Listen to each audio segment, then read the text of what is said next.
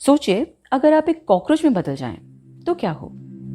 आपकी पूरी जिंदगी, आपका परिवार, आपके दोस्त, आपकी नौकरी, आपका रहन सहन, आपका खान पान, आपका आस पड़ोस सब बदल जाएगा। ऐसे ही रूपांतरण की कहानी है मेटामॉर्फोसिस। इसे फ्रांज काफ्का ने लिखा था 1912 में, पर यह पहली बारी प्रकाशित हुआ था 1915 में। 20वीं शताब्दी के महानतम लेखकों में से एक थे फ्रांज काफ्का। इनका जन्म प्राग की एक जर्मन भाषा बोलने वाली जूश परिवार में हुआ था और इनके लेखों में मन का विराग, सत्तावादी शक्तियों की ऊल-जलूल रिवायतें, अलगाव की भावना जैसे कुछ कॉमन थ्रेड्स रहते थे।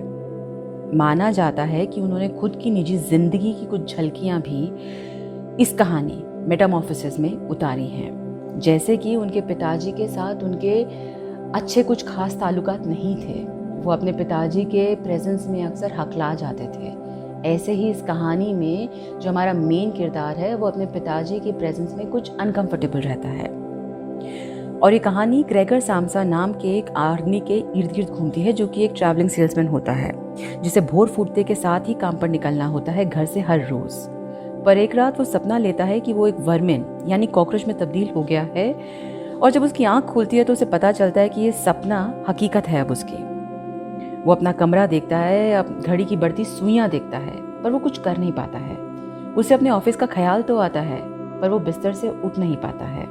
उसका नया शरीर उसके लिए एक अजब एक्सपीरियंस लेकर आता है। उसे पेट पर खुजली महसूस होती है, पर इतने सारे पैर होने के बावजूद वो अपने पेट को खुजाने में असमर्थ होता है। उसे समझ नहीं आता है कि क्या हो रहा है। उसकी माताजी जब तक ये पता लगाती हैं कि वो उठा नहीं है और उसे देर हो रही है, तो वो चिंता में पूछने लगती हैं, उसका दरवाज़ा खटखटाने लगती हैं कि सब ठीक तो है ना। वो जब बोलने की कोशिश करता है तो उसे पता लगता है कि उसकी आवाज़ बदल चुकी है, तो वो सिर्फ हाँ या ना में जवाब देता है। इतने में उसके पिता और उसकी बहन ग्रेट भी आ जाते हैं उसके कमरे के बाहर, और कमरे के अंदर ग्रेगर सोचने लगता है कि जिस नौकरी को वो इतने सालों से बेमन से घर वालों के लिए करे जा रहा है, अगर वो वहाँ पर ना जाए तो उसका परिवार कितनी बड़ी मुश्किलों में आ जाएगा। उसके लगातार ट्रैवल करने की आदत से वो कमरे को हमेशा अंदर से बंद करने की पुरजोर कोशिश करता था, और उसने उस रात को भी यही किया था। पर आज सुबह वो अपने बिस्तर से उठ भी नहीं पा रहा है, तो वो दरवाज़ा कैसे खोले। तभी उसे आभास होता है कि घर के बाहर की घंटी बजी है, और उसे आवाज़ आती है अपने बॉस और चीफ क्लर्क की, जो कि उसे घर पर देखने के लिए आए हैं जब उसे वो ट्रेन में नहीं पाते हैं। तो अब तो वो अपने कमरे का दरवाज़ा बिल्कुल नहीं खोलना चाहता है, क्योंकि वो नहीं चाहता है कि उसके ऑफिस के लोग उसे इस हालत में देखें। वो उठने की पुरजोर कोशिश करता है, और जब वो बिस्तर से उठने की कोशिश करता है तो वो गिर जाता है, और बाहर खड़े लोगों को धम की आवाज़ सुनाई देती है। अब घर वालों को और भी ज़्यादा घबराहट होती है, क्योंकि उन्हें लगता है कि अब कुछ गड़बड़ है। मिस्टर सैमसा हड़बड़ी में बोलते हैं ताले वाले को बुलाने के लिए, डॉक्टर को बुलाने के लिए। वो अपनी मेड आना को बोलते हैं कि जाओ बुला कर लाओ, मदद करो हमारी। और वहीं ग्रेगर कमरे के अंदर से पूरी क्षमता लगा के आखिरकार दरवाज़ा खोलता है, और खोलते के साथ ही पाता है कि चीफ क्लर्क सबसे ज़्यादा उसके पास खड़े हैं, जो कि उसे देखकर सिर्फ ओह कहता है, और अपने हाथ से अपने खुले हुए मुंह को बंद करने की कोशिश करते हुए पीछे हो जाता है। उसकी माँ, जिसकी हालत पहले से ही खराब थी, वो 2 कदम आगे तो बढ़ाती है ग्रेगर की तरफ, पर फिर ज़मीन पर औंधे मुँह ही गिर जाती है। वो अपनी स्कर्ट में अपना मुँह पूरा छुपा लेती हैं। वहीं ग्रेगर के पिता काफ़ी गुस्से में लगते हैं। ऐसा प्रतीत होता है कि वो उसको एक मुक्का मार ही देंगे, पर वो कुछ सोचने लग जाते हैं और अपने हाथों से अपनी आंखों को ढककर रोने लगते हैं। ग्रेगर को भी कुछ समझ नहीं आ रहा होता है, पर वो चीफ क्लर्क को कोशिश करके बतलाने की कोशिश करता है कि उसे उसकी नौकरी प्यारी है, उसे रोज़ यात्रा करनी होती है, जबकि चीफ क्लर्क को सिर्फ ऑफिस जाना होता है। उसके ऊपर बॉस का कर्जा है जिसे वो चुकाना चाहता है, और वो अपने घर वालों को आज़ाद करना चाहता है उस कर्जे से। वो चाहता है कि चीफ क्लर्क कुछ उसकी बात माने और सबको समझाए कि उसे काम करने में कोई आपत्ति नहीं है। वो कुछ प्रॉब्लम के कारण आज ऑफिस नहीं पहुंचा है, पर उसे काम करना है। जब वो सब कुछ बोलता है तो उसे समझ में आता है कि चीफ क्लर्क को कुछ भी पल्ले नहीं पड़ रहा है, क्योंकि वो बिना कुछ जवाब दिए धीरे से पीछे पीछे खिसक कर भागने की कोशिश करता है उसके घर से। उसके चेहरे के हाव भाव ऐसे हैं जैसे वो बस अपनी जान बचा के भागना चाहता है। वहीं उसकी माँ भी जताने की कोशिश तो ये करती है कि वो ग्रेगर की तरफ बढ़ रही हैं, पर उनके पैर खुद ब खुद पीछे की तरफ चलने लगते हैं, और वो उल्टे ही चलते हुए डरे सहमे तरीके से लिविंग रूम में पहुंचती हैं और टेबल से टकराती हैं और डाइनिंग टेबल पर ही धम से बैठ जाती हैं। यह देखकर मिस्टर सैमसा, जो अभी तक थोड़े संभले हुए थे, वो चीफ क्लर्क की छोड़ी हुई छड़ी को और पास में पड़े अखबार को उठाकर ग्रेगर को फिर से उसके कमरे में धकेलने के लिए लग जाते हैं। वहीं पर ग्रेगर प्यार से अपने पिता को अपनी बात समझाने की कोशिश कर रहा होता है, पर उसे समझ में आता है कि उसके पिता को कुछ समझ नहीं आ रहा है और वो गुस्से में बस उसे वापस धक्का देते हुए लगे रहते हैं, पुरजोर कोशिश करते हैं कि वो अपने कमरे में वापस जाए। उन्हें यह भी आभास नहीं होता है कि वो उसके एक पैर को कुचल चुके हैं। ग्रेगर के दर्द की भनक तक नहीं होती है और ग्रेगर को वो ज़बरदस्ती कमरे में घुसाकर दरवाज़ा बंद कर देते हैं। घायल ग्रेगर की आंख लग जाती है और वो सो जाता है। जब शाम को वो उठता है तो उसे अपने बाएं पैर को घायल पाता है और शिथिल देखता है। उसे भूख बहुत ज़ोरों से लगी होती है और वो देखता है कि एक प्याले में मीठा दूध और ब्रेड के टुकड़े रखे होते हैं, जो कि उसका मनपसंद खाना हुआ करता था। पर अब जब वो इस खाने के लिए बढ़ता है और इस खाने के पास जाता है, दूध पीने की कोशिश करता है, तो उसे वो बिल्कुल भी अच्छा नहीं लगता है।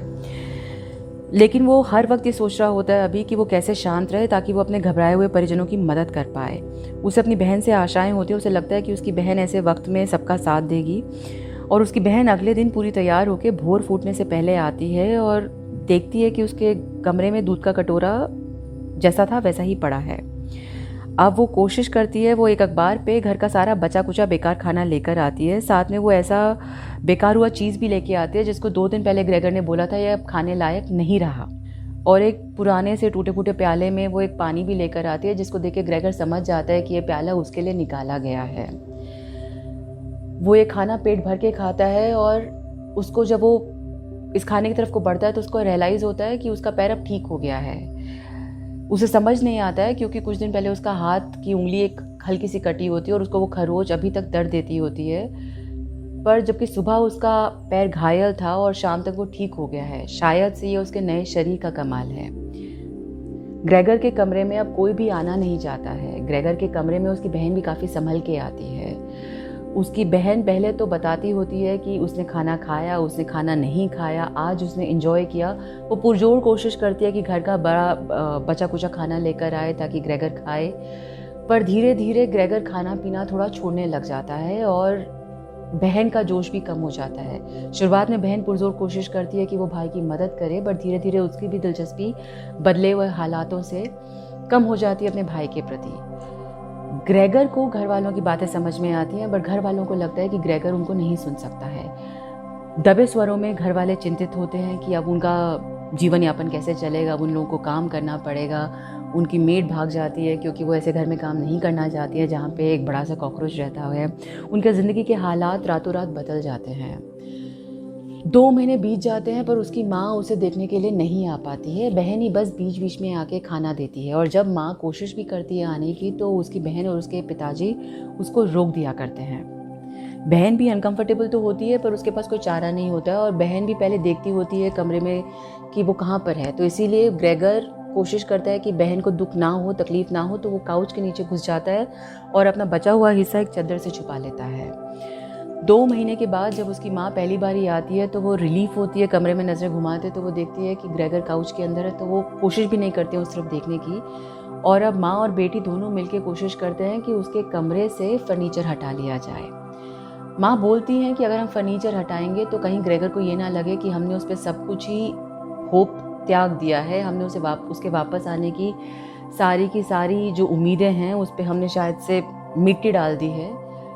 पर बहन ये बताती है कि अगर कमरा बड़ा रहेगा, कमरे में जगह नहीं रहेगी, तो ग्रेगर अपने बदले हुए रूप के साथ उसमें घूम फिर पाएगा, उसमें आराम कर पाएगा। ग्रेगर को भी लगता है कि ये सब सामान चला ही जाए तो अच्छा है। पर जब वो माँ और बहन बड़ी कोशिश करके जब घर का सारा, उसके कमरे का सारा सामान निकाल देते हैं, तो जब वो खाली कमरे को देखता है तो उसे भी लगता है कि जैसे उसकी ज़िंदगी अभी पूरी खाली हो गई है, क्योंकि उन सब फर्नीचर के साथ वो बड़ा हुआ होता है। वहाँ पे उसके कपड़े का चेस्ट होता है, स्टडी टेबल होती है जिस पे उसने स्कूल की पढ़ाई करी होती है, बाद में अपनी क्लर्क की शिक्षा ली होती है। उसे अभी समझ नहीं आता है कि वो क्या करे। वहीं पर उसके कमरे का फर्नीचर निकाल के दूसरे कमरे को घर का खर्चा चलाने के लिए 3 आदमियों को रेंट आउट किया जाता है। पिताजी भी नौकरी करने लग जाते हैं, माँ भी सिलाई का काम करने लग जाती है, बहन भी घर के काम में हाथ बटाती है। माँ क्योंकि आस्थमा पेशेंट होती हैं तो उनको उनसे जितना काम हो सकता है वो करते हैं। तो घर वाले अभी मेन चिंता में ये रहते हैं कि घर कैसे चलेगा, और बदले हुए स्वरूप के साथ वो कोशिश करते हैं संभालने की अपनी ज़िंदगी, और कहीं ना कहीं ग्रेगर को वो भूल रहे हैं।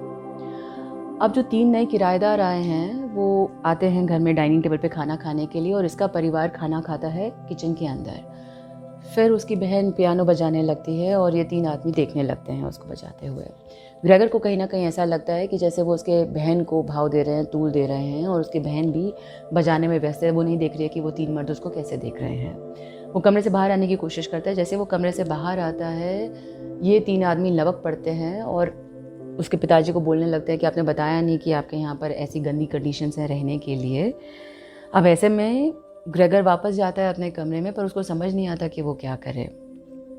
घर में हर वक्त तनाव का माहौल रहता है, घर में खाने पीने के लाले पड़े हुए हैं, हालात बहुत ख़राब है। जिस परिवार के लिए वो सपने संजोता है, जिस परिवार के लालन पालन के लिए वो हर वक्त चिंतित रहता है, अभी उसको ये लग रहा है कि वो घर वाले उसके बारे में नहीं सोच रहे हैं, वो अपने लालन पालन के बारे में सोच रहे हैं, और कहीं ना कहीं उनके ख्यालों से ग्रेगर दूर होता जा रहा है। उनको चिंता होती है अगर ग्रेगर कहीं किसी के सामने आ जाए तो, क्योंकि लोग उनके बारे में क्या सोचेंगे। बहुत ही तकलीफ़ में होता है उस रात को ग्रेगर, और बहन को बहुत गुस्सा आता है जब ये 3 किराएदार भड़कते हैं। उसको 3 किराएदारों के जाने के बाद अपने माँ और पिताजी को बोलते हैं कि हमें इस आदमी से छुटकारा पा लेना चाहिए, ये मेरा भाई नहीं है।